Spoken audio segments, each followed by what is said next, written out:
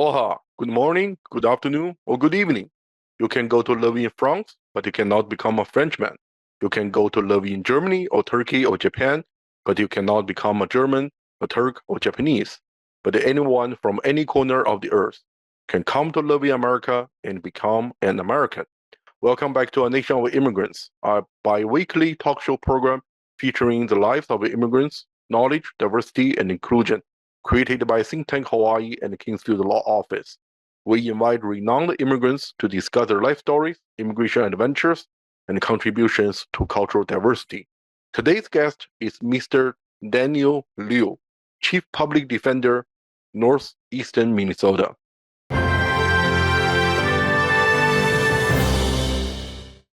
Welcome, Dan. So glad you are with us today. Thanks so much for having me. Greetings from the shores of Lake Superior.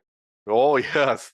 It's Lake Superior is our mother lake in the great state of Minnesota. And I'm particularly thrilled to have you on the show because we have many connections. I got to know you when I was a law student at the University of Minnesota. And in the past 2 decades, I have multiple occasions to meet and greet you at the Asian Pacific Minnesota Bar Association and other occasions. And we have a mutual friend and mentor, if you may, that's Judge Tony Leung, the first Asian Pacific Minnesota judge in the state of Minnesota. And you, Dan, you are the first Asian Pacific chief public defender in the great state of Minnesota and the fourth in the United States. And we are so happy you agree to be on the show and share your views and your life stories. Thanks for having me. Yes, Dan. And if you don't mind, I'm going to read your short bio for our audience. And as I said, Mr. Dan Lew is the first Asian Pacific American to be appointed a chief public defender in the state of Minnesota. He's also only the first Asian Pacific American chief public defender in the United States. Mr. Lew oversees a team of 30 lawyers and 10 professional staff who provide public defense in 6 counties and 6 courthouses. Mr. Lew was Magistrate Judge Tony Leung's first law clerk when Judge Leung became the first Asian American judge in Minnesota. Lew began in 1996 with the Minnesota Public Defender Office as assistant public defender in Duluth and later relocated to his St. Paul offices. In December 2006, he returned to Duluth to serve as the managing attorney for the 6th District Public Defender's Office. He's a 1995 graduate of Hamline University School of Law, now is Mitchell Hamline College of Law. In this episode of A Nation of Immigrants, we are inviting Mr. Lew to come to share about his family history and his career path and his dedication to equal justice under the law. It's a much shorter, abridged version of your bio because your bio is much longer and impressive, but we will leave it for that for now. But Mr. Lew and Dan, let me ask you, Liu appears to be a Chinese last name, and I would think that would be Liu, Liu in Chinese spelling. So you are second generation Chinese American, are you? I am a second generation Chinese immigrant. So your parents were born in the outside the United States, and you were born inside the United States, and your parents basically came to United States from mainland China or Hong Kong. And could you please tell us about how your parents come to the United States in the first place? In the late 1960s, my grandfather and grandmother were the merchant class of Hong Kong. They were the folks who washed your shirts. They were the folks who drove those jitney buses, even way back then. And they were going to send 2 daughters to the United States. My aunt, who was sent to Houston, their dream was a physician, and mom was sent to New York where she met my father. And there began the journey. The end of the journey shows that maybe parents don't always get what they want, but they're tremendously proud. My aunt is a very successful pharmacist who just turned 70, and mom is a little older than that and had a really successful career in the private banking field, serving sort of high asset, high net worth Asian clients. Well, it sounds like a typical model a minority story, and first generation, second generation doctors, pharmacists, lawyers, bankers. And if you don't mind, and where were you born? In New York or in Minnesota? No, I was born in the housing projects of Manhattan, and ultimately moved to the housing projects in Queens, New York. Mom started really modestly. She started her first job at the bank that she stayed at for 2 decades in a telephone operator. And from there, she rose through the ranks with just a modest high school education to do something that's pretty hard, almost impossible to do right now, to lead a private banking group at what is now JP Chase. Wow, impressive. And how did you end up at law school in the state of Minnesota, not in New York? Well, I grew up in the beast of New York City, which is my home, where all of my family was. And I knew I did not want to live in a city of 8 million folks for the rest of my life. I agree. I had some options, and I have to say, Hamline University was very generous to me.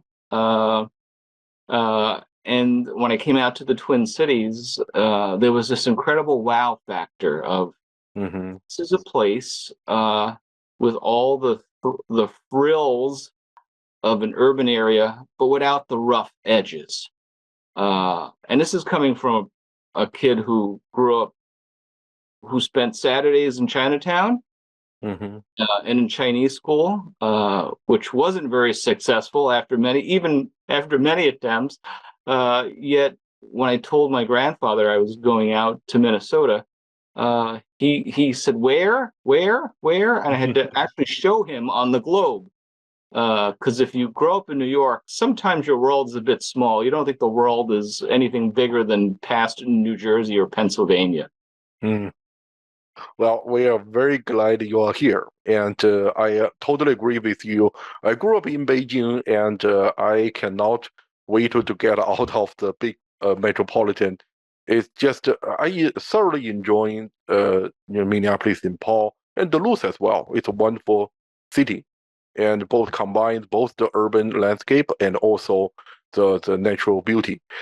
Anyway, the next question will be longer, and I'm really interested in learning from your legal education to your professional career, and what are the major steps in your journey, and could you or just share your experience that led you to become who you are today, the first Asian American chief public defender in the state of Minnesota and the fourth in the United States? I knew when I was in law school, one thing: I didn't know what I wanted to do. So I took an opportunity in the Minneapolis City Attorney's Office as a summer law clerk in the adult prosecution unit. And that's when I started seeing the work of criminal law, but from the prosecution side.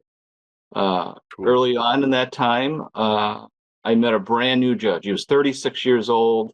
He came from a huge firm. He was a real estate partner. And he became my mentor. We couldn't be any more different in terms of practice area or interest. But he was a new judge, the first Asian American judge with incredible fanfare, and I was honored that he took an interest in me, and I became his first clerk. He had the skill to conduct multi-million dollar and probably $100 million commercial transaction. I was a second-year law student or a third-year law student when he hired me, who was able to work large arraignment and in custody calendars where folks were arrested the night before and were seeing the judge the next morning. That's our beloved Judge Leung, and we all love Judge Leung. And I asked this next question to Judge Leung before, but I also want to ask you. So what are some unique challenges that you have faced as an Asian American in the legal profession, and how have you overcome those challenges? And so because Judge Leung was the first Asian American judge in Minnesota, you are the first Asian American chief public defender in Minnesota. So I'm not just saying that you're going to face the same type of challenges, but I assume that perhaps you also have faced some challenges.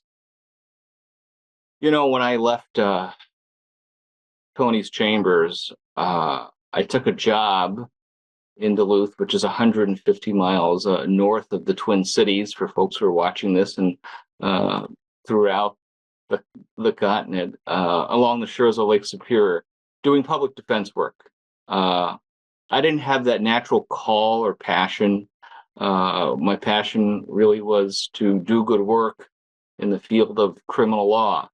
And I was given an opportunity to come to an office that was 4 or 5 full-time lawyers. And the incredible challenges that I had was, there was just me. I walked down our downtown in the city of Duluth, and it was filled with probably what many towns look like. A lot of elderly white men who were bankers and lawyers and accountants. And then there was me.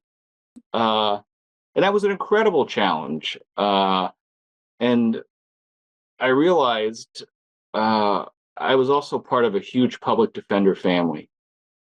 There were men and women in this office 30 years ago who invited me to their homes. I came to Duluth and I didn't know a single soul. A Chinese kid from a city of 8 million to the Twin Cities, a city of 2 million, to a community of 85,000. And it was easy to feel alone. And I did feel alone. Yeah. Yet I was surrounded by an incredible public defender family that fed me, entertained me, introduced me to folks, and made me feel like this was my home. And this work was worth my life's work. Oh, wonderful. Well, I have always admired public defenders, but I assume our audience and many of my students, when I talk about them, talk about criminal justice system with them, they're not familiar with public defender system we have in the States. And as a chief public defender, what are your main goals and objectives for your office? Now you are in charge of a very large office in Minnesota. And how do you plan to address the need of an increasingly diverse community in the state of Minnesota? Yeah, for folks who may not be too familiar with public defenders, we're created by the Sixth Amendment, which guarantees the right to counsel. And a United States Supreme Court case which celebrates its 60th anniversary this year, that says whether you be rich or poor, but especially if you're poor and you're charged with a crime, you have the constitutional right to counsel. And not just to an excellent attorney, but an excellent attorney that's supported by a team of social workers, investigators, paralegals, and legal assistance. And that is the work of our office. Our main goal and objectives is first and foremost to provide the highest client quality care. I don't use the word representation because because for me over the course of my career, one of my goals, and it's a strange goal if we're in the business of law, but my goal is to begin looking at how we can be a whole client office. My goal really is to ensure that if we have contact with you, we serve you, that you are not a customer of ours for life. Mm. Our goal is to really help you figure out what you really need that brought you here and try to give and meet some of those needs.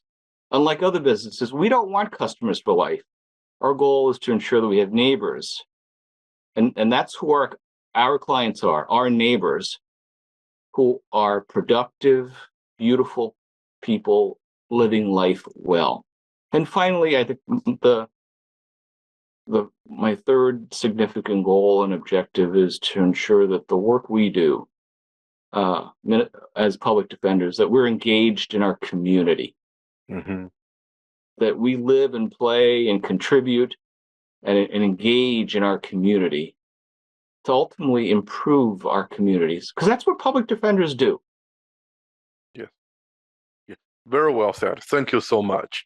And you have a very long and impressive career, and in the public defender, field, and so I assume that you have encountered many cases. You have handled many cases. And can you share some cases or moments in your long career that have a profound impact on you personally or professionally? Yeah, I think the most easiest, tempting answer is to think about the wins or the losses. And I can tell you that I've had many painful losses that stay with me, that still keep you up at night.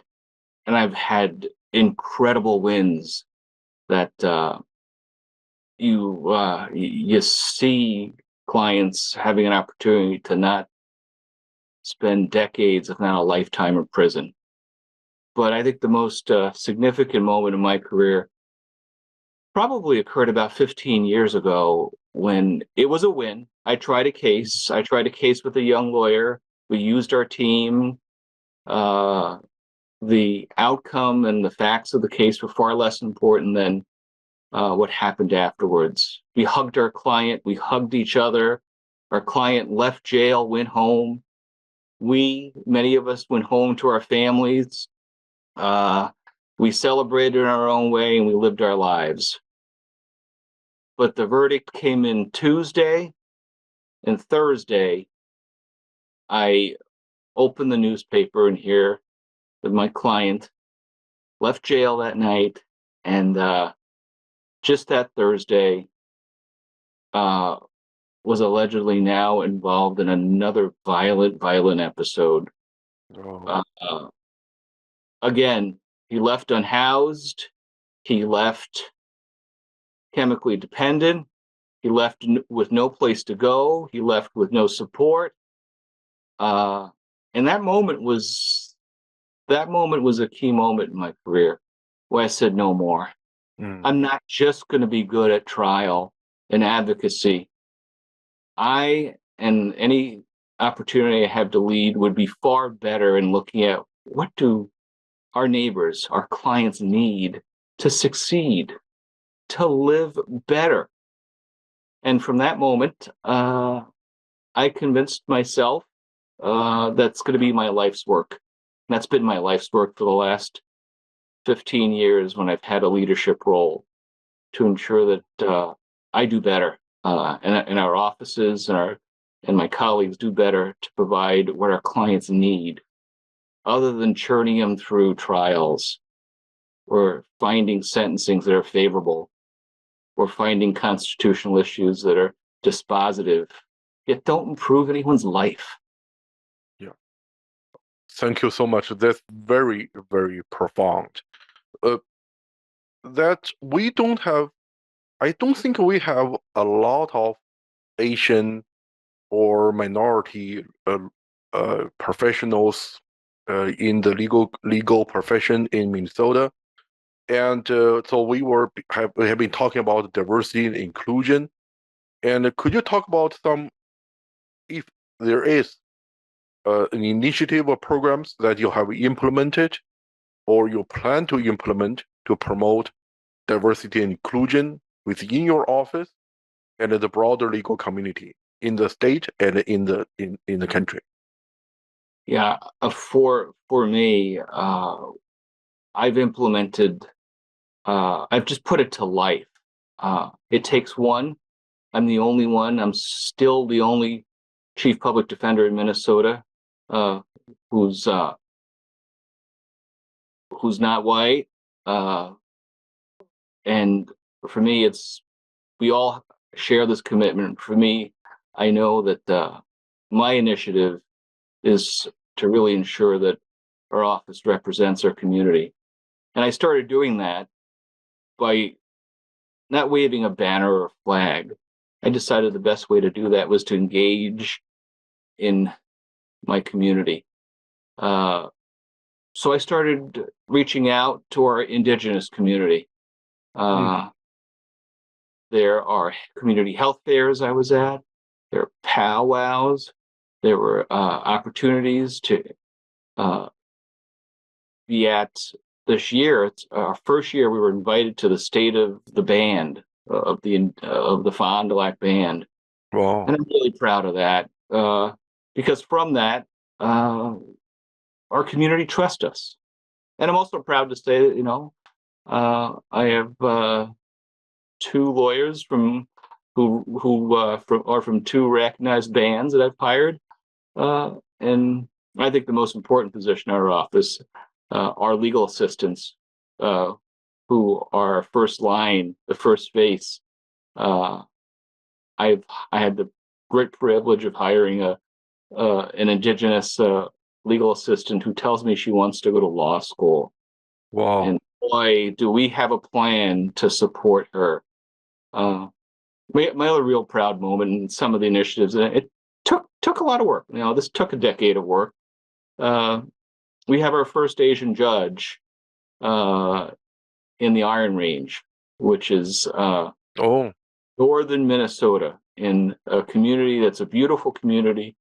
But Bhupesh Patni is a former public defender who we hired, nurtured, and is now the first Asian sitting judge in our community.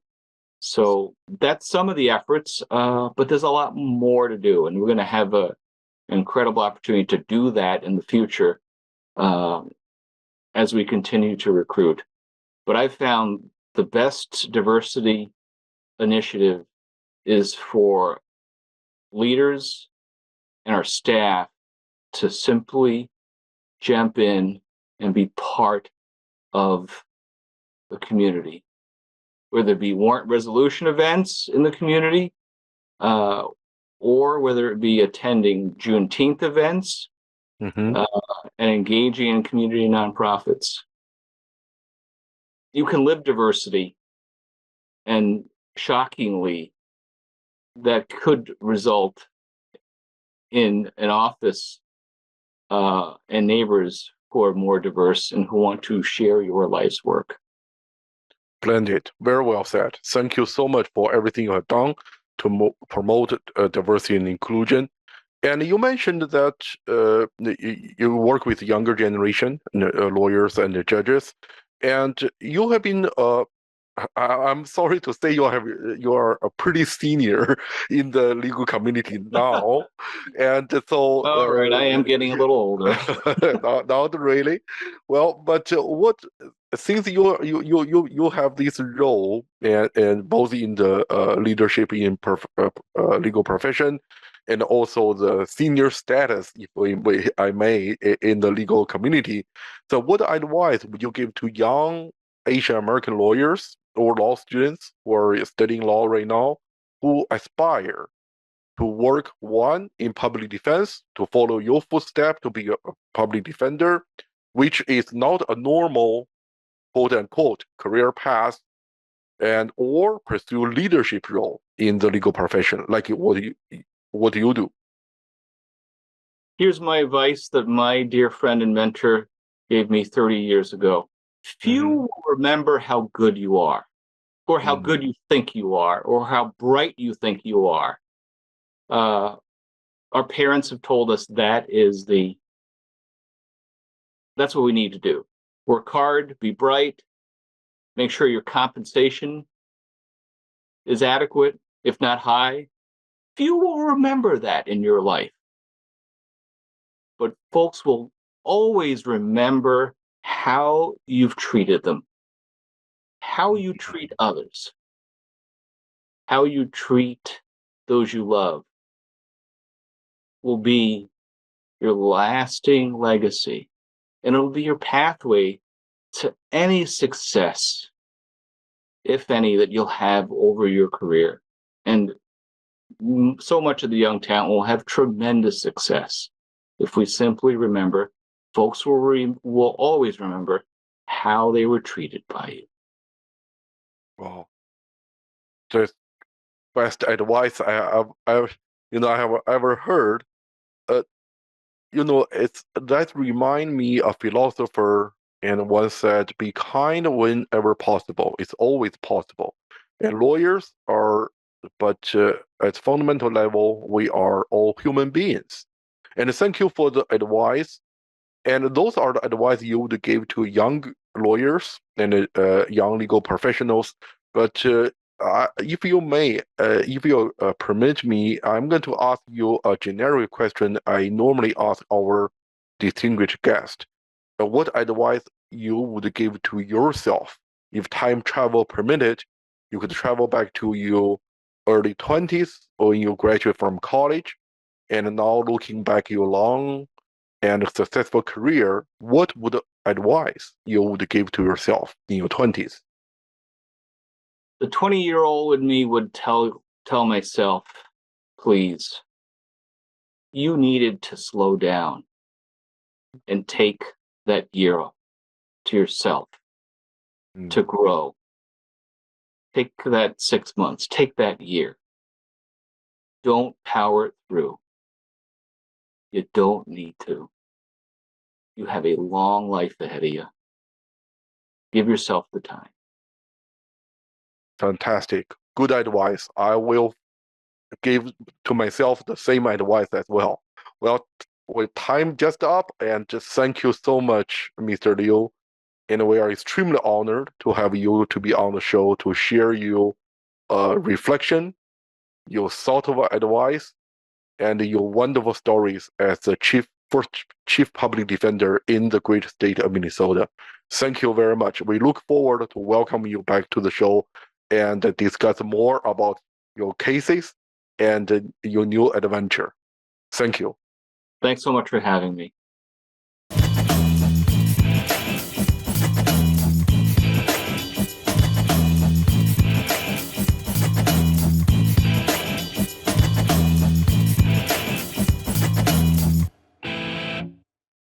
Thank you so much for watching Think Tech Hawaii. If you like what we do, please like us and click the subscribe button on YouTube and the follow button on Vimeo.